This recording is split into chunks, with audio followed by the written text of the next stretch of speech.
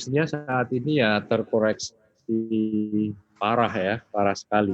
Karena dari data BPS, kontraksinya year on year untuk kuartal 2 aja udah minus 30% lebih. Sementara dari sisi kapasitas maupun jumlah penumpang, kalau kita lihat dari statistik maupun prediksi ICAO ataupun IATA juga sudah ya 90% lebih juga sih. Kalau dari BPS kan di Indonesia 80% lebih juga gitu kontraksinya year on year. Jadi ya cukup parah sekali.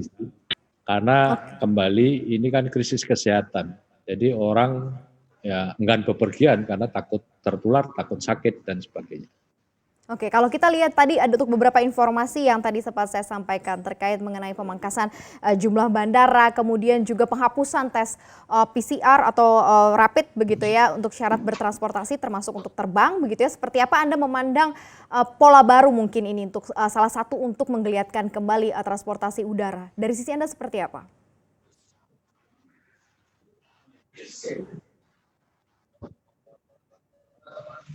Halo. Ya, baik. Jadi memang ada wacana sedang didiskusikan di gugus tugas mengenai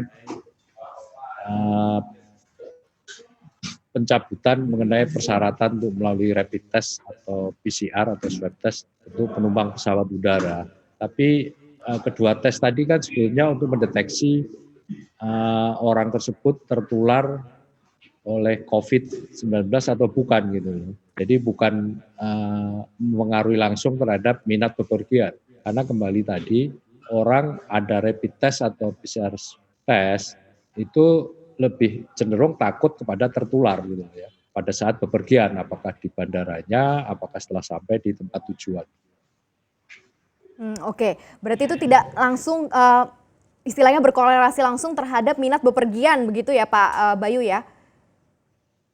Ya, menurut saya nggak begitu bepergian karena di tempat lain pun katakanlah kita ke mall pun juga atau bepergian naik moda transportasi pun ya sebetulnya ada rapid test atau enggak itu tidak begitu signifikan mempengaruhi minat orang bepergian.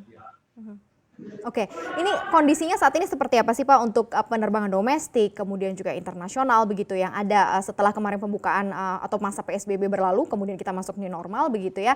Seperti apa kondisi sekarang dan apa yang harus dilakukan gitu ya oleh pemerintah untuk ada mengembalikan lagi sedikit demi sedikit minat untuk bepergian begitu. Seperti apa Pak Bayu? Ya baik, jadi pertama untuk internasional relatif ya sangat sedikit sekali karena hanya terbatas.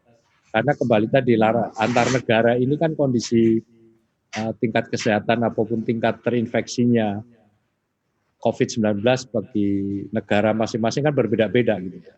Jadi beberapa negara bahkan melarang warga negaranya untuk bepergian ke negara lain yang dianggap masih tinggi penularan COVID-nya. Gitu ya. Jadi relatif penerbangan internasional sangat minim sekali. Tapi untuk domestik memang ada kebutuhan atau permintaan khususnya untuk segmen korporasi atau bisnis atau pemerintahan. Jadi ya jumlahnya juga nggak banyak karena saat ini relatif sampai bulan Juli kemarin mungkin 15 sampai 20, belum sampai 20% dari kapasitas tahun sebelumnya tahun 2019. Sementara load factor juga berkisar antara 30-35%. Jadi ya masih secara finansial atau secara bisnis sebetulnya ya kalau dari sisi pandang untuk mendapatkan profit sudah nggak masuk lagi sih. Seperti apa ini Anda? Sebagian besar airline ya, bagaimana Pak untuk kondisi airline besar airline terbang. Oke. Jadi untuk kondisi airline saat ini atau industri masa saat ini ya yang bisa dilakukan hanya menunggu seberapa kuat bertahan. Tentu dari pemerintah memang sudah memberikan beberapa stimulus ya. Walaupun tidak berdampak banyak.